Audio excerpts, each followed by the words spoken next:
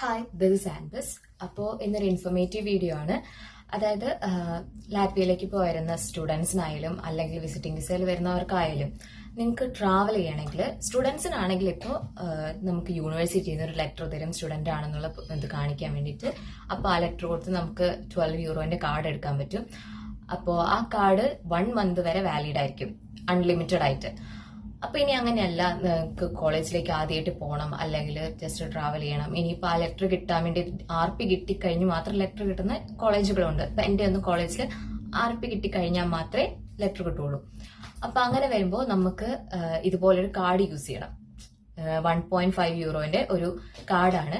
അപ്പൊ ഇത് actually 90 minutes നേരത്തേക്ക് ഇത് വാലിഡ് ആണ്. നമുക്കിപ്പോ 1 ടാപ്പ് ചെയ്ത ഇതിന്റെ ഇത് കഴിഞ്ഞു, അങ്ങനെയല്ല. നമുക്ക് 90 മിനിറ്റ്സ് നേരത്തേക്ക് ഈ കാർഡ് യൂസ് ചെയ്യാം. നമുക്കിപ്പോ ബസ് മാറി കയറുമ്പോഴൊക്കെ അന്നേരമൊക്കെ ഇത് ടാപ്പ് ചെയ്യാം ഫോർ 90 മിനിറ്റ്സ്. അത്രയും ടൈം ഇത് വാലിഡ് ആണ്. അപ്പൊ ഒരു ടാപ്പിംഗ് അല്ല, 90 മിനിറ്റ്സ് നേരത്തേക്ക് ഈ കാർഡ് വാലിഡ് ആണ്. Okay, that's all. Thank you.